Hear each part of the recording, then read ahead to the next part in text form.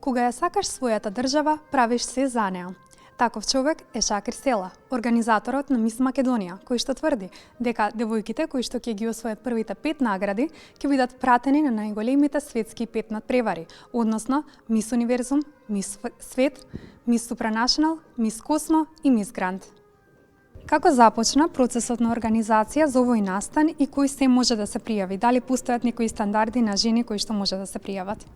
Сега ние лани правевме Мис Универс на Македонија. На Мис Универс на Македонија може да се пријават секоја девојка, мажена, жена исто. Што има 18 години? Да, над 18 години, да.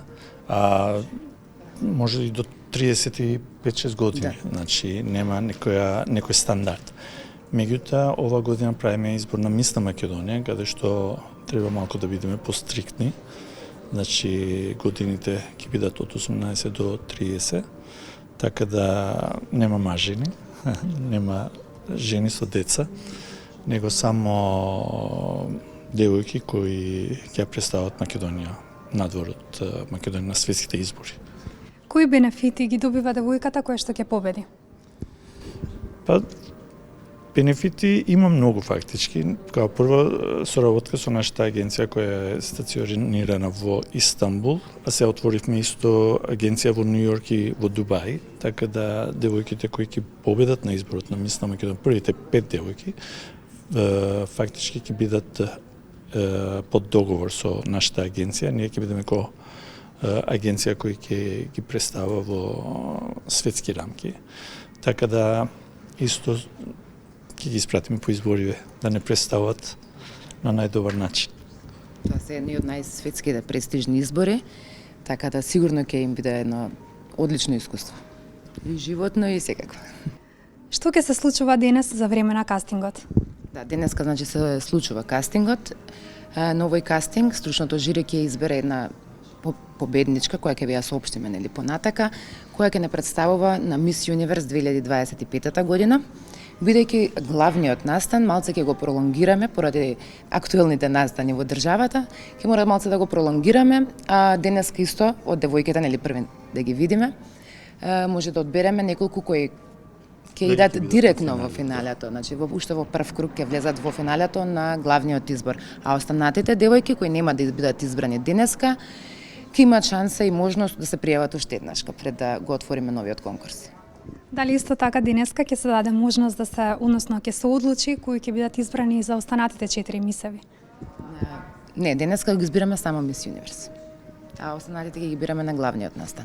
Па, зашто избираме денеска Мис Юниверс? Затоа што изборот на Мис Юниверс веќе почнува на 29 октомври, значи девојката треба веќе да патува и ќе ни треба малку време да ја припремаме.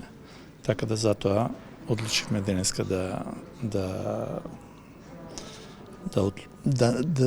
се избереме, да се избереме девојка која ќе не представува на изборот на Мис Юниверс. Има одлични кандидати ќе пријавени, сведено е на еден мал потесен круг до 50-тина, така да сигурна сум дека ќе ја одбереме најдобрата. Стручното жири ќе има тешка задача, но мислам дека ќе одбере.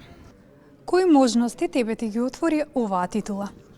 Освен што патував многу, исто така сметам дека самата за себе како личност се развив многу, станав поодговорна, научив подобро да работам со сопственото време. Исто така како една од најголемите можности е исто така и контактите што ги стегнав новите, сите познанства, како и познанствата со другарките и пријателките од целиот свет што ги запознав во Мексико. Сметам дека сега во целиот свет имам некоја пријателка и другарка и мислам дека тоа е една од најубавите работи поврзани со сите избори, посебно со нашиот. Што мислиш дека најмногу се вреднува при бирање на мисица? Мислам дека постои некое стереотипно мислење меѓу луѓето дека за избор на една мисица е потребно само да биде убава.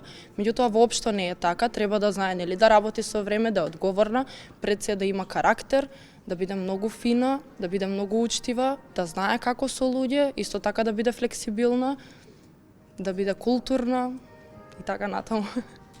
Кои активности беа спроведени за тебе како наш амбасадор, односно Мис Македонија за 2024 година и во рокот оваа година?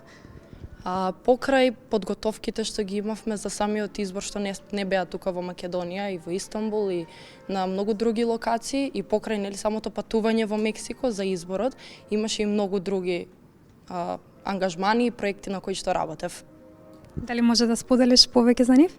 Може да, како едно од главните и за мене најубавите би го издвоила патувањето во Истанбул, каде што имавме сликања и снимање на повеќе места и на повеќе локации, со што можев и да го запознам градот многу поубаво, да ја видам самата душа на истиот.